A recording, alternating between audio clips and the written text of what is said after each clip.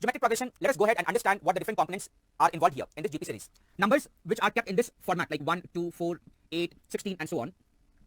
We look at this particular trend, we can understand that the successive terms are being obtained by simply multiplying the preceding term with a common ratio. 2 is multiplied with 2, 4 multiplied with 2, 8 multiplied with 2, we get 16 multiplied with 2, 32 and so on. This particular number which is kept constant everywhere, common everywhere, that is what we call as the common ratio. Why ratio? Because you take up any term, for example 8, divide by the preceding term. That's what we do in a ratio. A term divided by the preceding term. 8 by 4, 2, 32 by only the preceding term. 32 by 16 is 2. So everywhere, any term divided by immediately that preceding term occurring, just immediate to that, is equal to something which is a constant number. And that is what we have as a key highlight, unlike what we saw that in the arithmetic progression where the difference was constant. But here, the ratio. So if let's say my first term is a, we multiply by r. We get ar, then ar squared, ar cubed, and so on. So this way, we come across with the first and a very vital result here, the nth term of this particular sequence. Nth term will be obtained as ar to the power n minus 1. Why n minus 1? We can start look everywhere. I have this a coming across. R anyway is also there.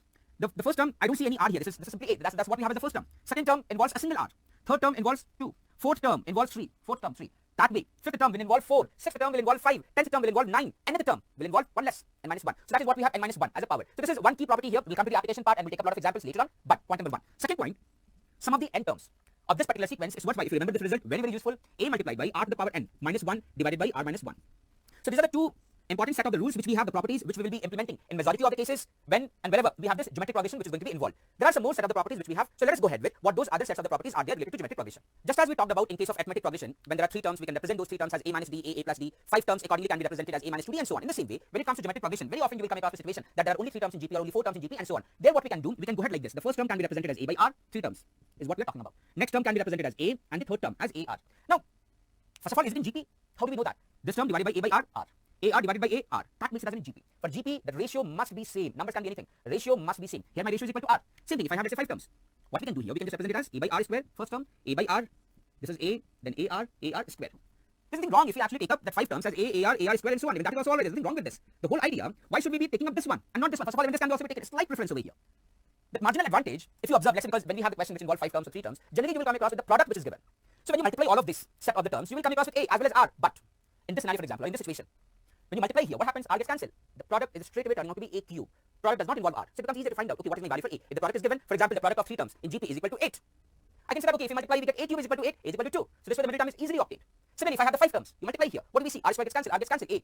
Everywhere this A is left out. So when we multiply all these terms in this particular sequence, we get simply a to the power 5. But here, which we can also go ahead with, we can say that my answer contains both A as well as R. And that is also fine. This is also what we have as an alternate approach here.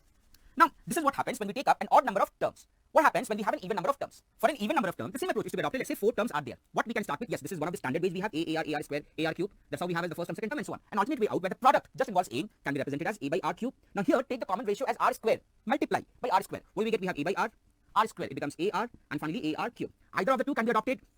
When the product is given for the 4 terms, this is the more preferred one. As simple as that. Product. When the product is given, this is the more preferred one. Why? When you multiply, what do we see? R gets cancelled, R cube gets cancelled. I'm straight away getting my number which involves only a to the power 4. So if it says that the product is simply equal to 16, that means a to the power 4 is equal to 16. Assuming all the numbers are positive, we get that as the a value for 2. So I can say 2 by r cube, 2 by r, 2 r, 2 r cube. These are my terms which we arrive at. So that is what we have as the next set of the point. When it says that the number of terms is 3 or 4 or 5, depending on the situation, we can go ahead with this approach or as an alternate approach, and both are absolutely fine. Any of the two can be adopted. The next property, which is about the geometric mean. Just as we have discussed arithmetic mean, for arithmetic progression, we have a concept geometric mean. Geometric mean, just taking up an example, let's say we have this particular sequence 1, 2, we multiply by 2, 4, 8, 16. We need to find out what is the geometric mean. Geometric mean, a standard definition here is, this is the nth root of the product of all the terms. So we multiply 1 into 2 into 4 into 8 multiplied by 16. This is one way to evaluate. Let's first go ahead with this one and then we can look at the shortcut method. And how many terms? We have 5 terms. So we just put this as fifth root and we multiply them. All what we have to do, we can see 2 to the power 4, 2 cubes. So 4 plus 3, 7 plus 2, 9 plus 1, 10. Evaluating this one, applying the basic properties of the indices here, 2 to the power 10 by 5. And this is equal to 2 square. This is 4. This one is no mere coincidence as to why this is 4 and this is also 4. The middle term is 4. Another observation.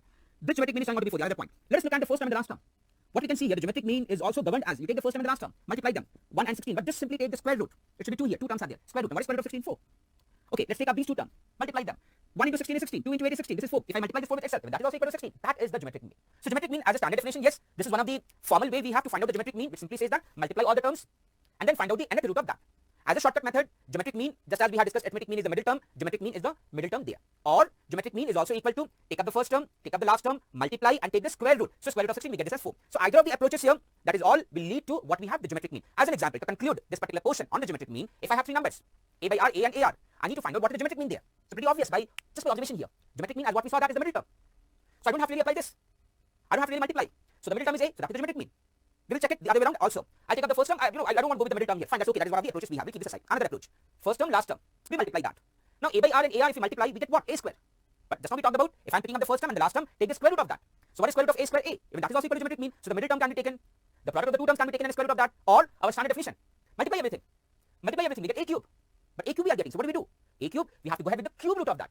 And cube root of a cube is a. So whatever method we are going to adopt, once we are dealing with a particular concept, it doesn't really matter whether we are adopting method 1 or 2 or 3 or 4, my answer must be same. And this is what we have, the concept behind geometric mean. So far we looked at these certain set of the points, like the first, the nth term, the sum of the n terms, how can we represent 3 terms or 4 terms in geometric progression, and finally geometric mean. One last point, and this is something where you will see that a lot of questions are built around that one, exclusively related to geometric progression. Within geometric progression, the concept of infinite geometric progression.